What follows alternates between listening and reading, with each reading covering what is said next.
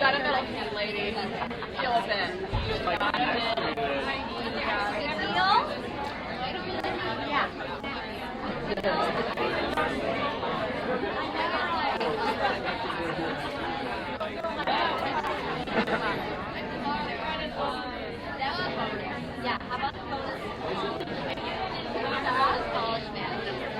Perfect.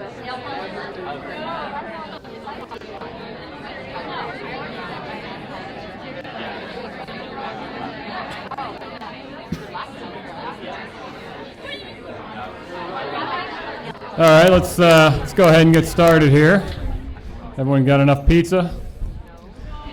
All right, almost. All right, so I just wanted to thank everyone for taking the time to do this today. We've got a couple of things we're going to walk through, and the first is we want to introduce our new colleagues from our Washington, D.C. office, from DK Shiflett. Let's give them a round of applause to welcome them, first of all. And I'll just briefly introduce them here in a moment, but first, and then the second thing we're going to do today is the esteemed Steve Cohen is going to walk us through the highlights from the Portrait of American Travelers. So the combination of a research group overview and the highlights from our research study and a full belly of pizza for those of you who got pizza. Should be an exciting next hour and a half or so. So thanks again for doing this. I think it's very important to understand a couple of things. One is certainly who we work with and value they bring to the organization. And the second thing is, how do we use this information? Because that's really the key. How do we take the data that we have as a company broadly, both as what we have today and what we have with DK Shiflett as part of the organization, and then what we do in Steve's group, how do we use all of this data to make better decisions and better recommendations for our clients? So we'll talk about that a little bit as well in the end with some of the implications, the findings. But for now, let me just introduce the team here. We have 4 of the 10 people from DK Shiflett here in the offices today. And first is Cheryl Schutz. Heads up the account group, VP head of, your official title is VP Account Director or Account Client Insights, sorry. And Cheryl has been with the company about 10 years, and you'll find that many of the folks with the DK Shiflett organization are been with the team a long time and really know the business inside and out and bring a lot of value in lots of ways. So let me also introduce Jim Caldwell, the head of sales and marketing for DK Shiflett, has been with the team, and correct me if I'm wrong, 16 and a half years. We have Jayant Shukla, the CFO with DK Shiflett, has been with the organization 26 years, correct? 27 plus, sorry.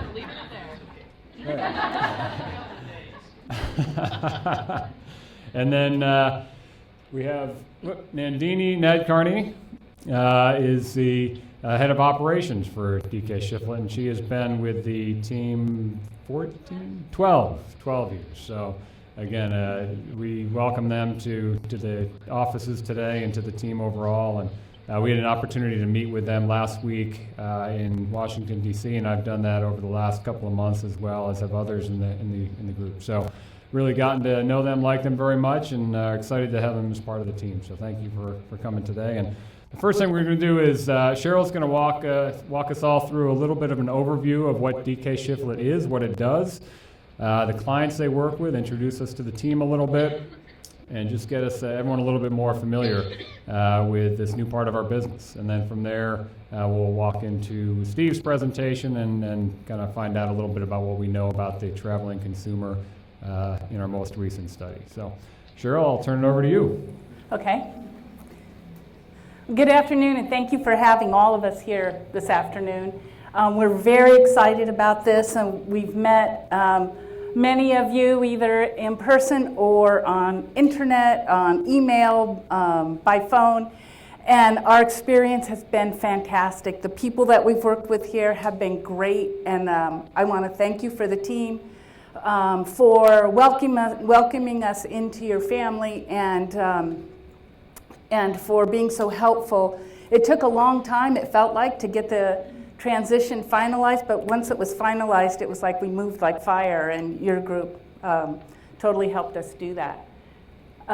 Usually I'm presenting research, so this is usually the worst time slot to talk, to speak. Nobody wants to speak right after lunch. So I'm going to just try to give you an overview of DKSA, what we do, where we came from, and where we're going is going to be up to all of us. So DKSA was founded in 1982 by a man named Doug Shiflett, hence the DKS. The associates are now the 10 of us. And then we were acquired, obviously, by MMGY a month ago, I guess, almost.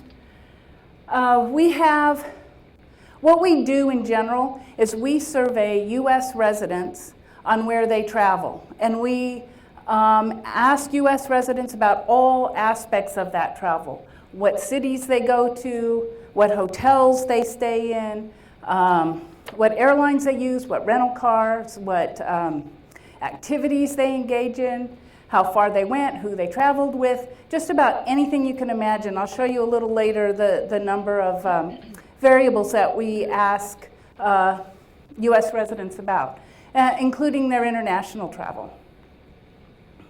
We also do custom research for our clients. Primarily we do image studies and ROI studies, but we will do just about any kind of custom research that involves travel.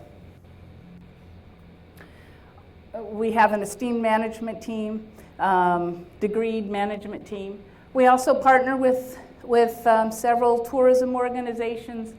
Most of these are, excluding Axiom, are economic companies. Our data is used by economic companies to produce economic impact analyses, primarily for destinations. The majority of our client base are destinations, although we do have some for-profit clients, some hotels. We also provide data to the U.S. government. Our data is used by BEA for balance of trade analysis. Our data is also used by associations like AAA. Whenever you hear the holiday forecast from AAA, that's our data going into that forecast. They're putting it into their forecast model. But it's our data that's the base data for that. Our clients, I had alluded to, our clients are primarily destination clients. We have the 5 largest cities, the 4 largest cities. We would have, and by largest I mean most visited, the most number of visitors to these cities. The one that's not there is Las Vegas, and Las Vegas does not use any research company to estimate their visitor volume or profile, which is the primary types of data that we provide.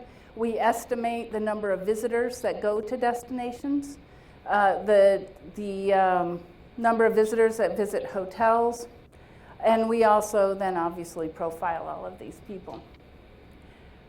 We have the 3 largest, most traveled to states, not surprisingly, are also the 3 largest states in the country.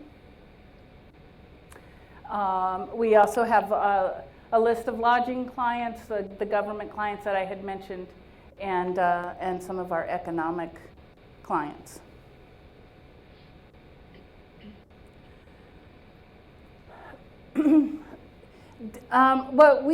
Our study is a syndicated study, which means that we own the data.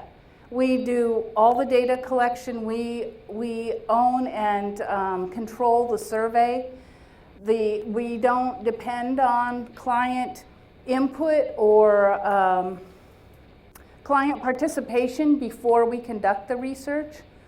So this research is completely controlled by us, which is why it's used by the government and by associations as a means for counting the number of travelers. We were probably one of the last research firms to give up paper and pencil surveys. And we did that because of the representation of the internet. When we found not the knowledge panel, we felt that it was a representative enough panel that we used that as our benchmark sample.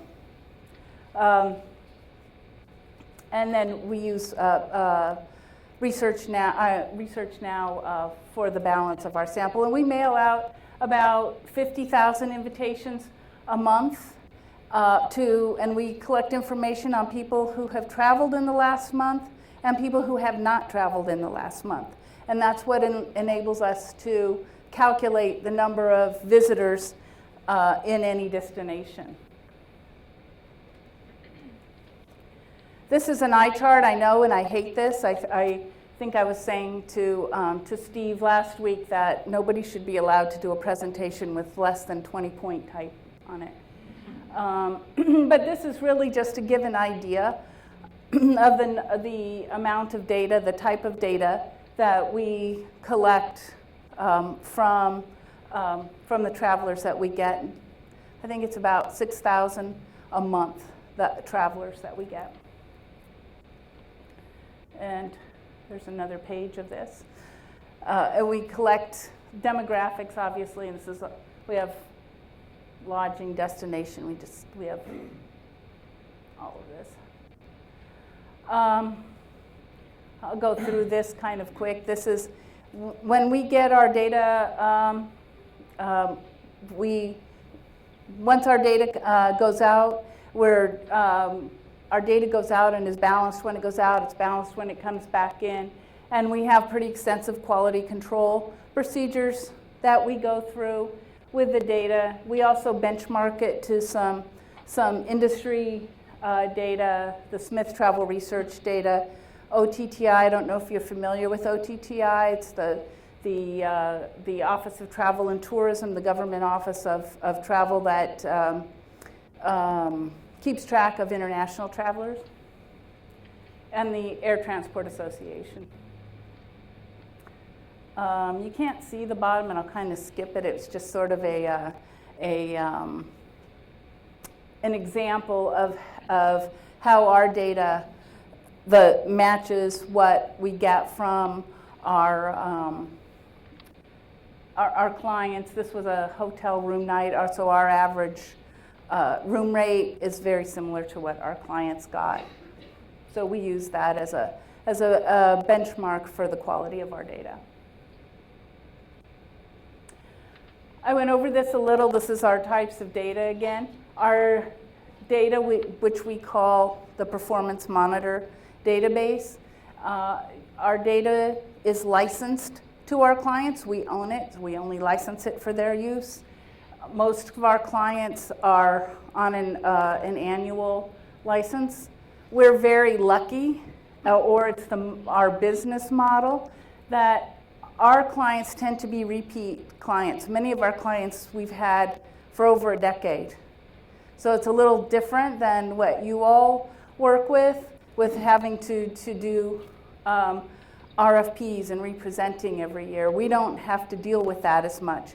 We'll have clients that will sign up for 3 years at a time, and we renew their subscription, and it's really sort of a nice model. We can kind of plan what our revenue is going to be and be pretty accurate when we're doing that. We deliver our data in two forms.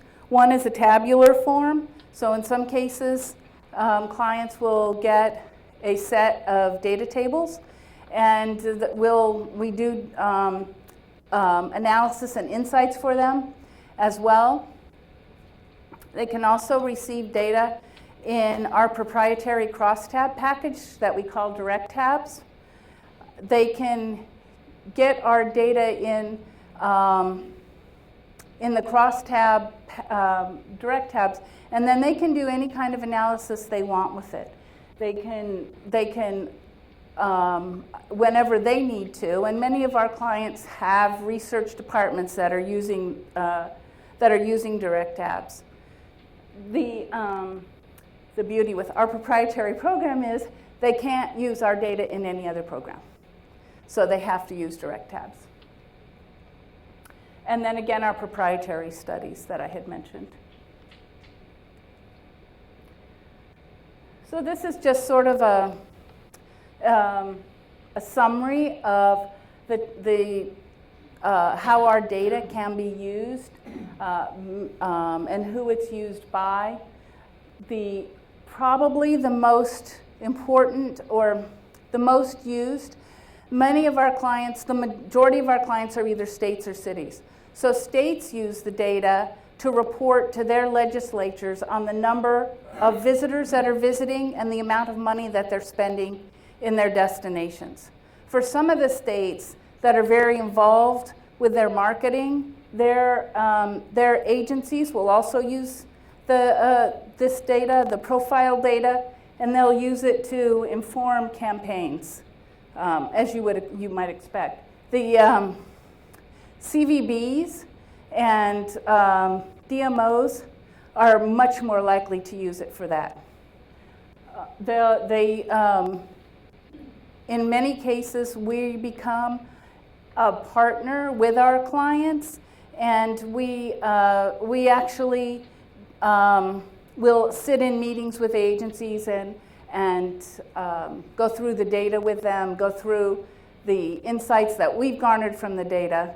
One of the ways we work, I'm responsible for all the clients and the client interactions, and I have 3 people that work with me, 4 actually.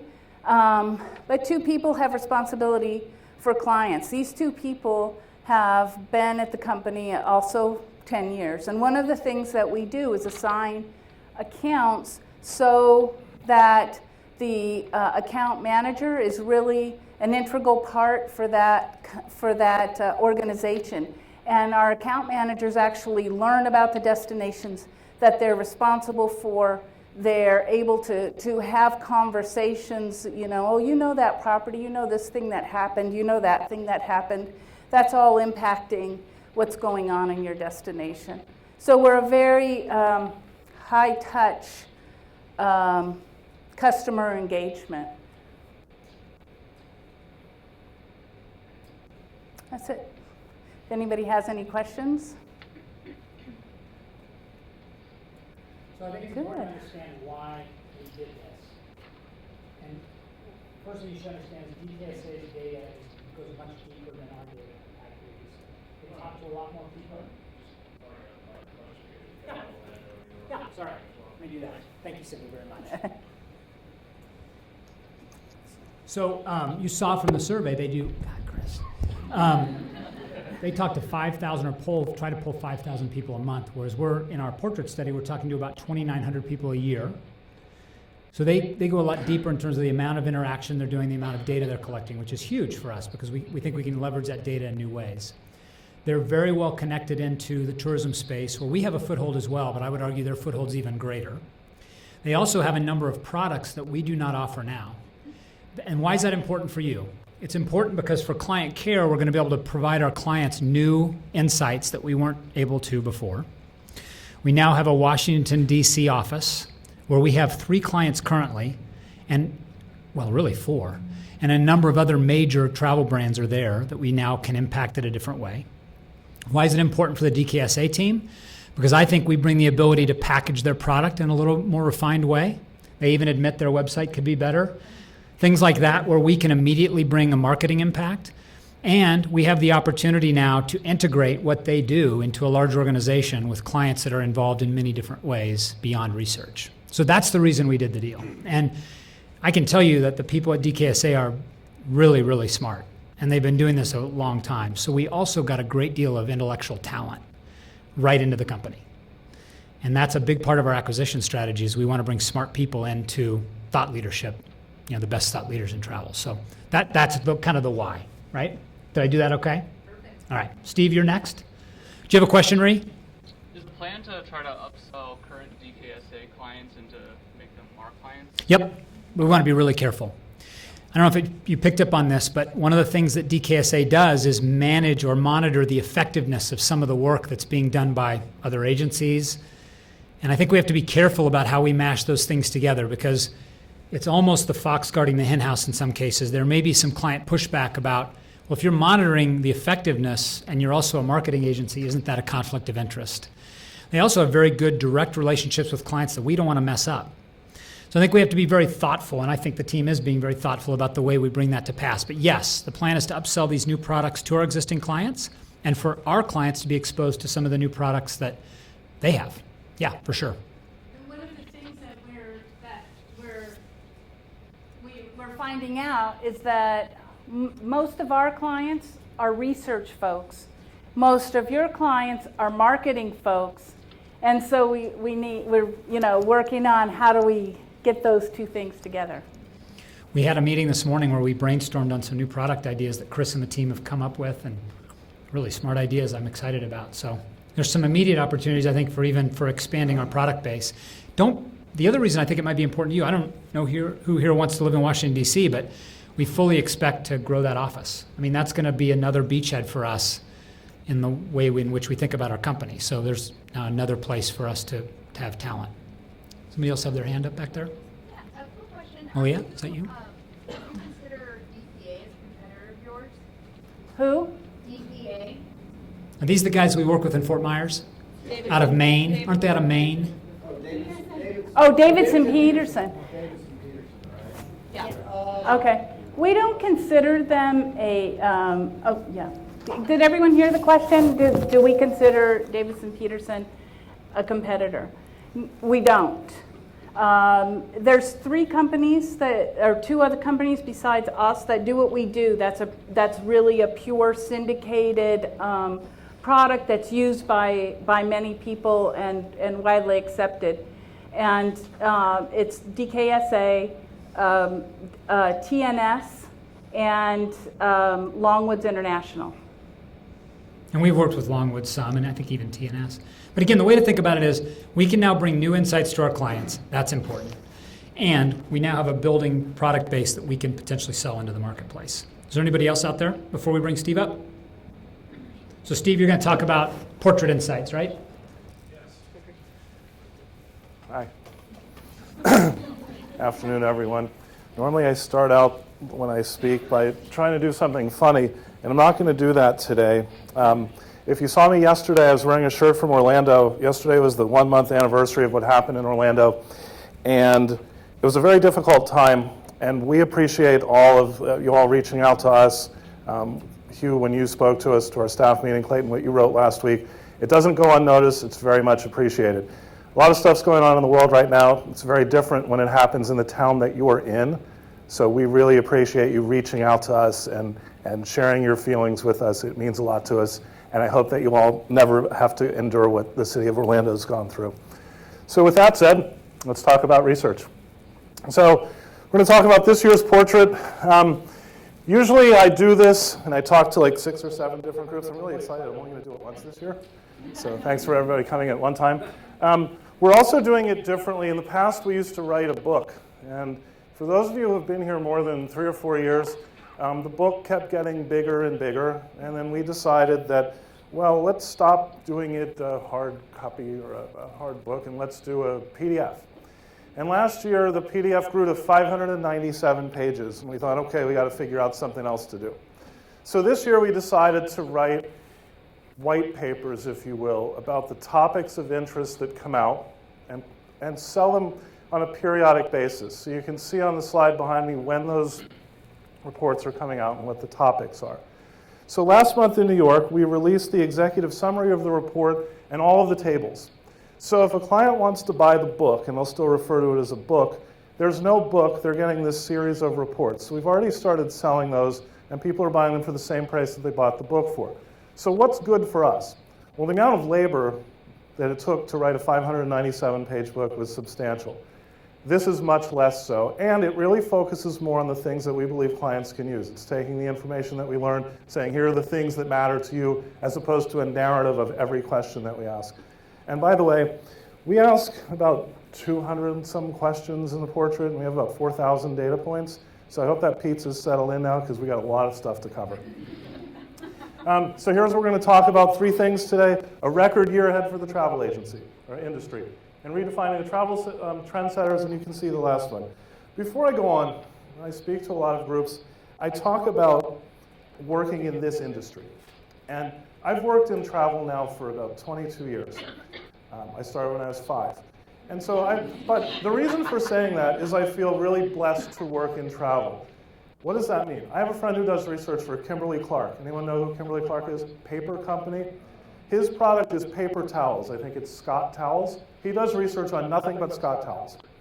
So I said, so what kind of stuff do you measure? And he says, well, we ask people about what do they think of the absorbency and the pattern.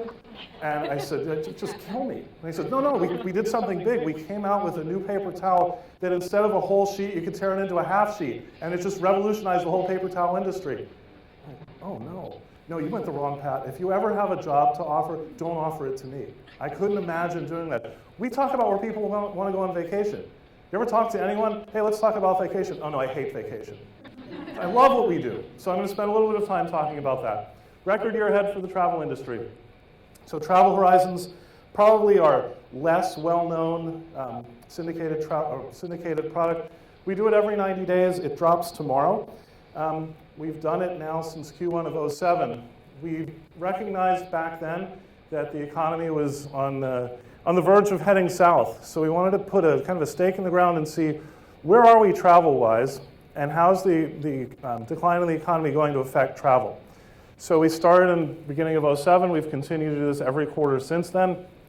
And it's the only survey that looks out. It says, what are you doing? What are you planning to do in the next 6 months? And it's always looking at 6-month increments. So we do it, as I said, every quarter. And this month's starting now. So you can see, and we only go back to 2010, we kind of went up to 70 in 2013, starting at 56 in 2010 in terms of travel intentions the next 6 months. What we're saying there is, do you plan to take a leisure trip in the next 6 months? This is the percentage of people who have answered. So you see it's kind of come down a little bit over the last 2 years. However, I would point out that those differences are insignificant. And you said, but Steve, it's a record industry for a record year for the travel industry. Why is that? Well, here's why. We look at business travel intentions.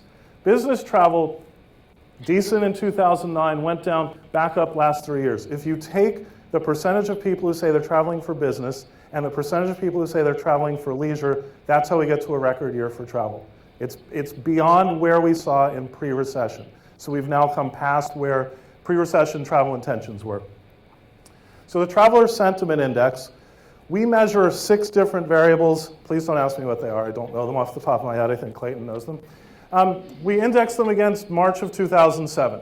And what you can see over time is that the Traveler Sentiment Index really bottomed out in 2008. But then we had a jump. And so what happened in 2008 was, as you recall, because you were all working in this industry in 2008, hotels decided to cut price. So when they cut price, all of a sudden people started traveling again. Oh, well, we can go. Hotels wanted to get heads in beds, maybe sell them some services while they were on property. Hotels were in a bad way back then. It was also the advent of OTAs back then, so everything was on the cheap. So we saw a peak, and then it kind of meandered around for a little while for the next couple of years. And in the fourth quarter of 2013 is where we say that travel came out of the recession. If you were to look at consumer confidence plotted on this same chart, and everyone know what the Consumer Confidence Index is, something done by the University of Michigan and the Conference Board, talks about Americans' confidence in the economy. It's a very similar line, but the travel line is higher. So travel came out of the recession before consumer confidence did. And then for those of you techies in the room, that's the regression line. We also ask about personal finances available for travel in the Traveler Sentiment Index. So what this is talking about is how much of your money do you think you'd be able to spend on travel? And you can see it's substantially higher. We've seen 100 at the beginning, went down low, came out at the same time that we said that we broke through where we were pre-recession. So in the fourth quarter of 2013, now we're at an index of 130, so 30% higher than where we were at pre-recession. The last one I'm going to show you is the perceived affordability of travel. Travel, and this is interesting, and I'll take you to the end in a minute, but as you can see, affordability of travel at the height of the recession in 2008 was really low. And then what happened, I said hotels cut prices, put heads in beds, and it jumped. The whole reason that we saw the Traveler Sentiment Index overall jump at that time is because of what happened in the affordability of travel. Then it stayed good for a while, dropped for a little bit, then came back in 2013. The interesting thing now is that we see an index of 187. So would anyone say that hotel prices or airline prices are cheaper than they've ever been? Anyone, is that true? Is that what's going on now? It's not. They're actually higher than they've ever been. But people have more discretionary income now because we're out of the heights of the recession, so they feel like it's more affordable, therefore they're rating it more highly. So I'm going to talk about the portrait now. This is a longer term view. We do this one time a year in the first quarter, and then it takes us about until June until we figure out what does all this stuff say. So I'm going to share that with you. And by the way, feel free to stop me at any time and ask a question. Sometimes I'm giving you a lot of stuff, and it's like at the end you want to go back. Feel free to say, Steve, I have a question for you. So here's what we have. Travel expenditures on the rise. So in this one, because we're only looking at it one time a year, I'm going to show you how it's gone up in 2012, down, but look at what we've done since 2014. People are saying they're spending $600 more a year on travel. So what does that mean? $600 on a base of 44 is up about 15%. So a 15% increase in what people say they're spending on travel in the next year. Again, speaks to the fact that it's going to be a record year for travel. Intent to travel. So we asked people in the survey, are you going to travel more, the same, or less? And what this is reporting is the percentage of people who say they're going to travel more. So look what happened in 2010. It's still high. 16% of the people said they're going to travel more, and I'm not sure you can see it, here. But look what's happened since then. In 2016, we're at 28% of the people say they're going to travel more in the next 12 months. Again, a number we haven't seen since this study started. This study started back in 1990. How many of you were working in travel in 1990? There you go. Way to identify yourselves. Intend to spend on vacations in the next 12 months. So you can see we had a jump from 2013 to 2014 when we came out of the recession, or the travel recession. A bit of a drop into 2015, but again, about a 10% increase in this year of people saying what they're going to spend on travel in the next 12 months. By the way, thanks to our creative team for coming up with these graphics. As researchers, we're not very good at that, but look at these cool suitcases. I never could have done that. So we're going to talk about travel trendsetters. So what's the difference between these people? These ones, they're old, and they're not so old. And you're not going to be able to see this when I put it up there, but I'm showing you groups of boomers and millennials. So boomers, there's 78 million. Anyone tell me how many millennials there are in the US? More. Okay, how many more? I'm putting you on the spot. You said more. Give me a number. 78 million boomers. 88? 80? Okay, anyone else? 106. You win the prize. It's 84. So this is why we see so much marketing being done to millennials. And we count millennials here as anyone who was born between 1980 and 2000. However, this number only includes people who were born between 1980 and 1998, because if you're born after that, you're still not 18, you're not, by and large, making your own spending decisions. So in the next 2 years, the group on the right will go up, because people who are 17, 16 now who are millennials will join that group. Unfortunately, for people like me, that number will only go down. There's no way that it can ever be any higher than it is today. So that number will go down. That's why the focus on millennials. But millennials take a bad rap. All we hear about is it's the me generation, me. And is that the first time that's ever happened? So for those of you who raised your hands before and said you were doing this back in 1990, it's not. And I feel like a lot of millennials now think, well, why do they pick on me? Why do they say it's all about me? And I'm going to show you an example of how it's not. This is a New York Magazine article from August 1970-something, the me decade, talking about people who in the 1970s were exhibiting a lot of the behaviors that millennials of today are exhibiting. Now let's fast forward to the 1990s, 20-somethings. Look what it says about them. Laid back, late blooming, or just lost. Okay, this is the 1990s. Now let's fast forward to something in the past couple of years. The me generation. It's almost like they went back and said, well, let's just regurgitate a cover that we already made. So lest you think you're being picked on, about every 20 years, Time Magazine or New York Magazine comes out with this thing about the current state of people in their 20s. So with that in mind, let's talk about why we can't market to millennials in general. There's 84 million millennials. Millennials range in age, as I said, from age 16 to age 36. So think about you in the room who's a millennial now. Do you have anything in common with someone who's 16 other than you're out on the plaza playing Pokemon last night? You don't. And so how can you come up with a strategy that tries to encompass all of those people? For those of us who were working in marketing in the 90s, when millennials started to become old enough to make their own purchasing decisions, we had this thought that all millennials they were either still in college, or they had just gotten out of college and they lived with their parents, and the only vacations they ever did was zip lining in Costa Rica.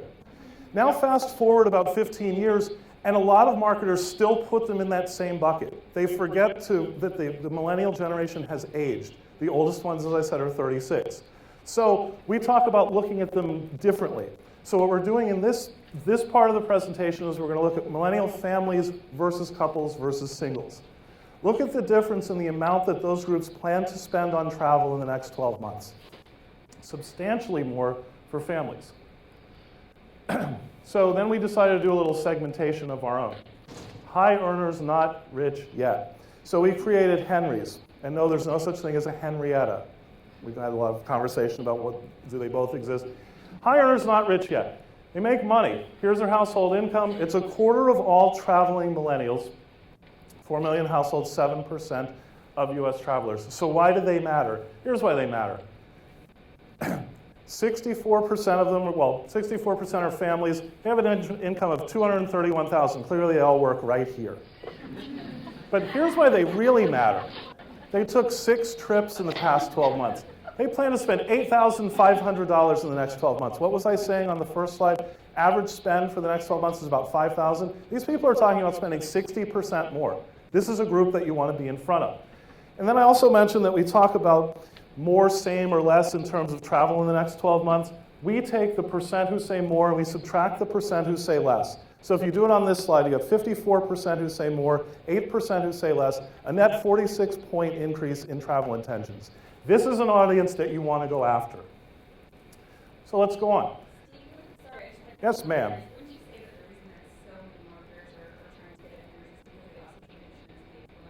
They do. Yeah. And so, but what we're seeing is too many of them are focusing on the broad, let's market to everybody. This is a segment that we recommend that, to hone in on. Yes.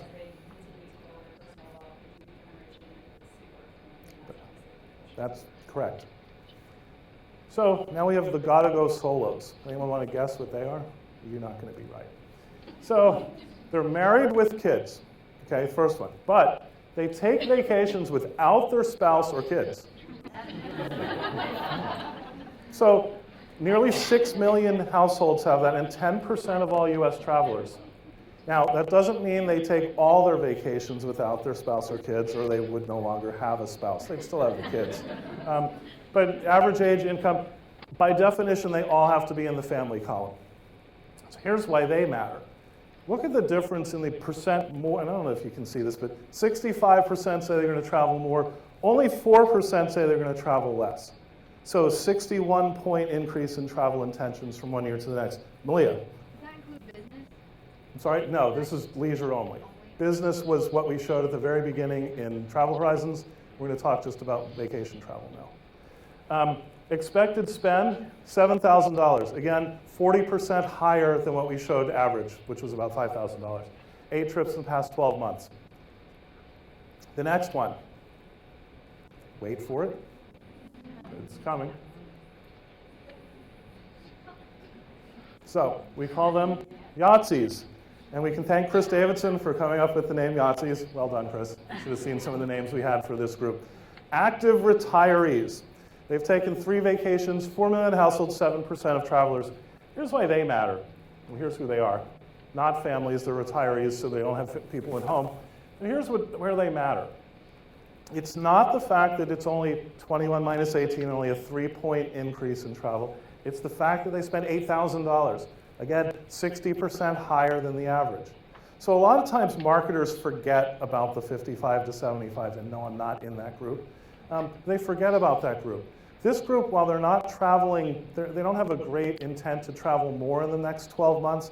They're already traveling at such a rate now, where just to be able to capture a trip they're taking, they're spending a lot of money, and a lot more than the average consumer's spending. That's why they matter. Jet sweaters. Anyone look like someone in the room? Yeah? Someone said yes. Here's who they are. Amateur athletes without children who travel for their own athletic pursuits. We hear a lot about parents who travel with kids who are in club sports or in high school. These are people who travel for themselves. You can see what they do. It's 10% of all travelers. So by definition, they can't be a family because they don't have kids. So these are people who are traveling for their own sports. Here's why they matter. Again, higher than average spend, increase in travel propensity in the next 12 months, and they've taken more trips in the past. This is a group that, because of the way that they travel, it's a much narrower market, and potentially the marketing to this group is much more narrow as well. Probably easier to market to this group because of the similarities that they have, rather than a group of, let's say, the gotta go solos. This is a group that they're traveling, they're into health and fitness because that's what they do. So while they might not be the biggest group in terms of spending money, they're a very narrow, well-defined group. And last one, the brat pack. That guy keeps showing up in all of these. Families with kids, and you can see it's nearly 20% of all vacationing Americans. So by definition, again, they all have to be families. And here's why they matter. So 44% say they're going to travel more, only 7% say they're traveling less. 37-point increase in travel in the next 12 months. Higher spend and more trips than the other groups.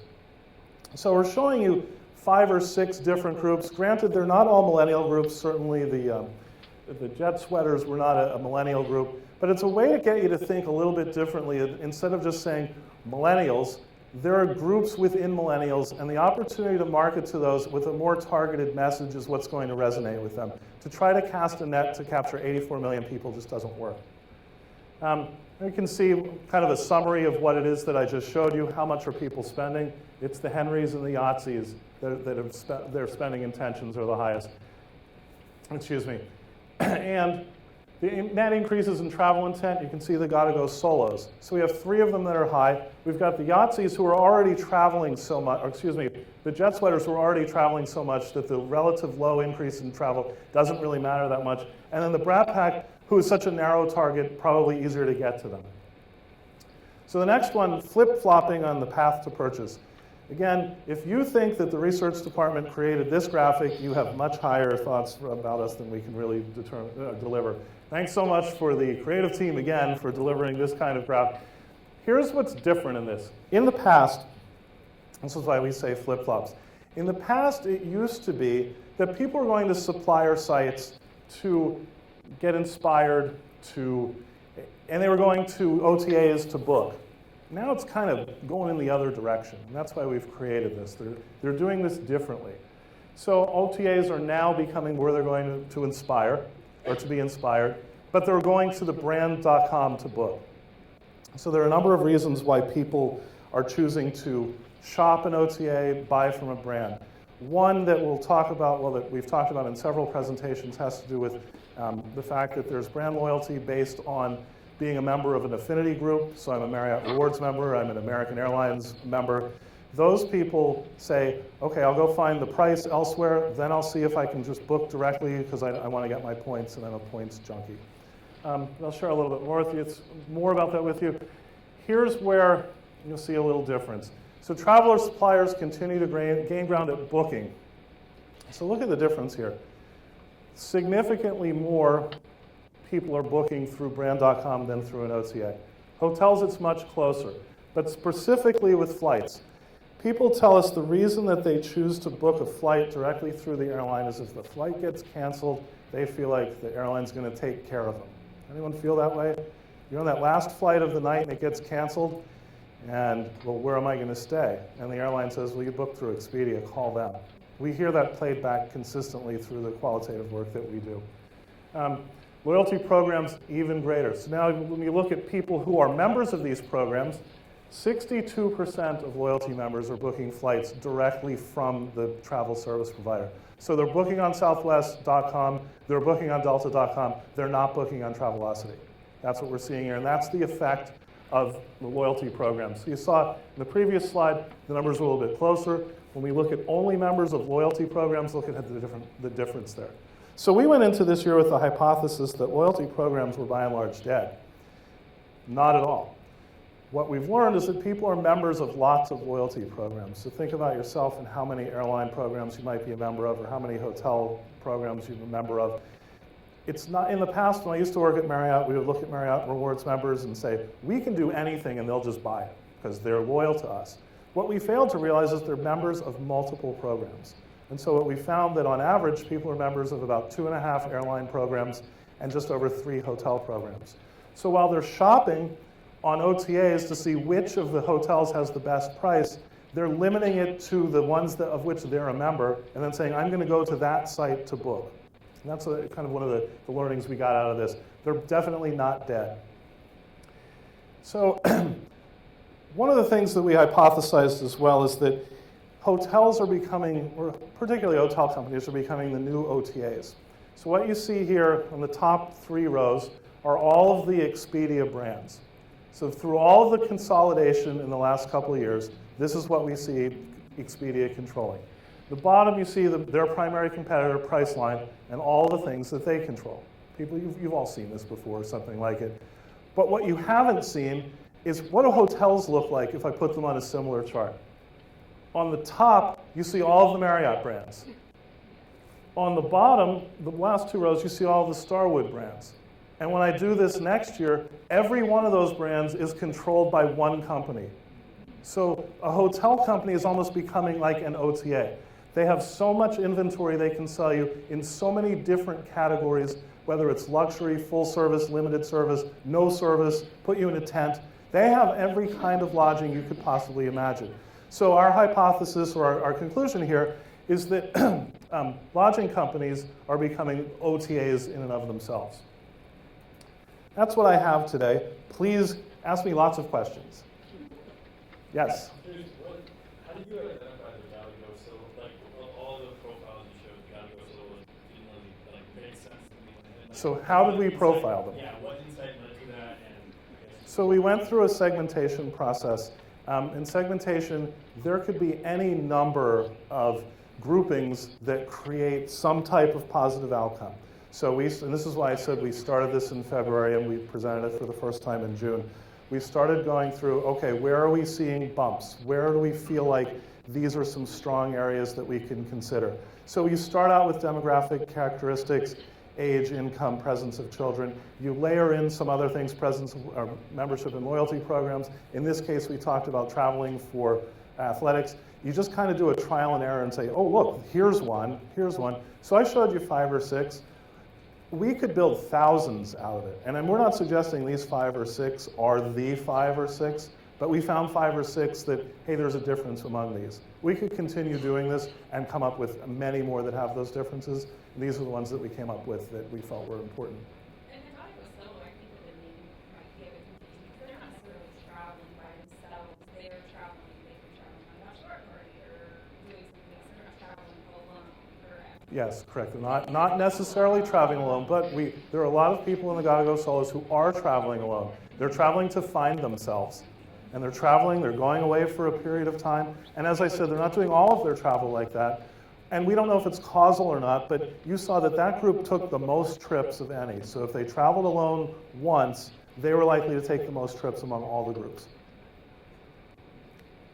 So will we be like measuring the same personas every year and how they compare, or like new microsegments going to be come up with like every year? So the question was, will we be measuring like the same personas every year, or will we be measuring new ones? And, sorry, Allison, it's just because I love you. We're going to do both. We always look for new ones, but at the same time, we're able to see whether or not these have sustained. Are these still ones to look at? Because we don't want to throw them out. That work's already been done, so we have a sense of what these look like. Next year, we can look at the data and determine, are these still viable? And if so, yes, but we'll still go through the diligence of going through the data and figuring out, are there other ones that may be greater than these, and then we package them up and present all of them. There are DKSA opportunities with segmentation as well. Thank you. Yes. Yes. Could we also look at the length of stay and how much they spend per day? So that's a great question, and our friends at DKSA, who are now our family, that's what they do. They do a lot of where did you go, who went with you, where did you stay, how much did you spend. What we do is more, where do you want to go? How much do you think you're going to spend? Who do you think will go with you? So if you're looking for that real data, that's what they do. What we're doing is the more forward, where do you want to go? Where do you think you'll stay? What's appealing to you? How do you book? That sort of thing. They would be more around, how did you book? So if you're looking at that real data and the large amount of that real data, that's one of the reasons they're here. So will we be overlapping our forecast with what the actual is? Well, we certainly hope so. We've only been together for 10 days. Yeah, it's a great question. Anything else? Yes? I guess this question for both, actually. How do we get people to do this? How do we get people to do what? Actually answer these questions. That's a great question. So our survey, we don't know what we give them as an incentive. We hire a company to do data collection. They charge us a pretty substantial amount of money. But what they do is they maintain what's called a panel. And so a panel is people who have said, yes, I will answer surveys for you if you give me something in return. And the survey length dictates the something you get in return.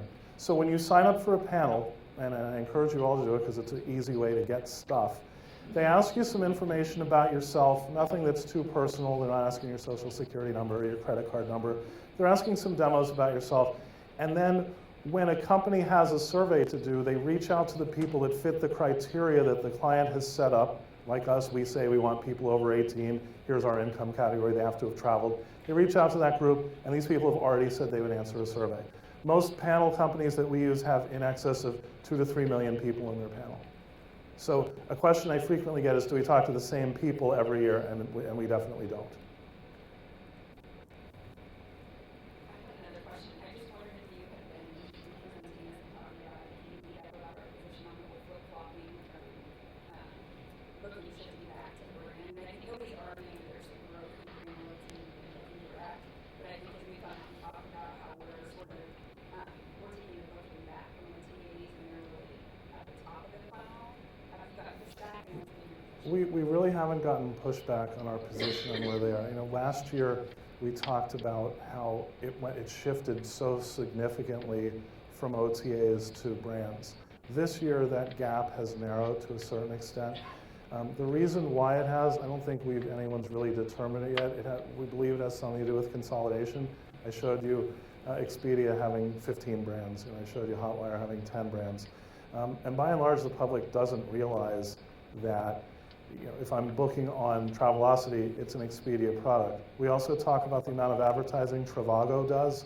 So when my 14-year-old daughter tells me she likes the Trivago guy more without a beard, that tells me how often Trivago's advertising. So we believe that has an effect as well. Anything else? Well, thank you all for your time today. Let me just say one more thing. Some of the questions that you have throughout the year, I really want to encourage you to jot those things down. If you have theories, things you're seeing for your clients or generally in the category that you have questions about or hypotheses that you want to prove or disprove, it's a perfect opportunity to do it. Whether it's in Travel Horizons, in Portrait, potentially with DK Shiflet, write those things down. And in the case of Portrait, send them to Anna Blunt. Or me, because or Steve. It's easier to say. You have that information right at your fingertips. Send it to me, I'll make sure Anna gets it. But please share that information because we're taking notes on that throughout the year.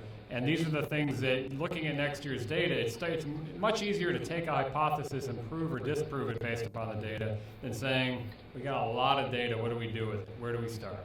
So again, share that information, we'll try to get the answers for you. Thank you.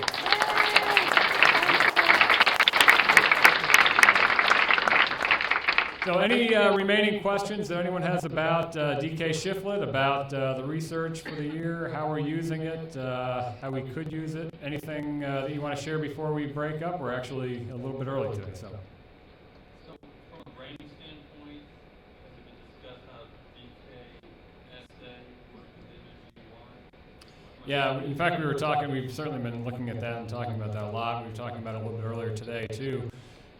One of the things that it allows us to do is, as part of the pitch process and part of the audience profile, it helps us to really understand the audience that we're talking to. It helps us define the competitive set, and we go through the analysis. We're trying to determine, a lot of times we're dependent upon the client saying, here's who as a destination, here are the other destinations we believe we compete with. Well, we can use that DKSA data now to say, well, why don't you let us tell you who you compete with?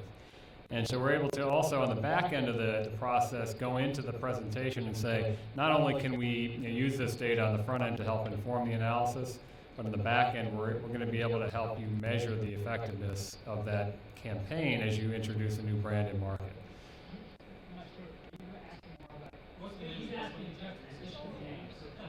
Oh, I'm sorry. So everyone was nodding in agreement. I figured I was here. Yeah, okay. Yeah, absolutely. Yeah, the short answer, maybe not so much short, but is that we'll maintain the DK Shiflet name. And right now it's operating as a separate company division within an MMGY company. And the reason for that is we want to maintain a separation of church and state. As I think Cheryl probably pointed out, the data that they have needs to be seen very much as unbiased, and some clients may see that as a conflict of interest if owned by an agency that's looking to demonstrate the effectiveness of the campaigns we create for clients. So It will be DKSA and MMGY with the whole company. We're going to put new identity to it, we're not just going to do a new website, we're going to put new package around it, but it will be kept as an autonomous name as part of the MMGY.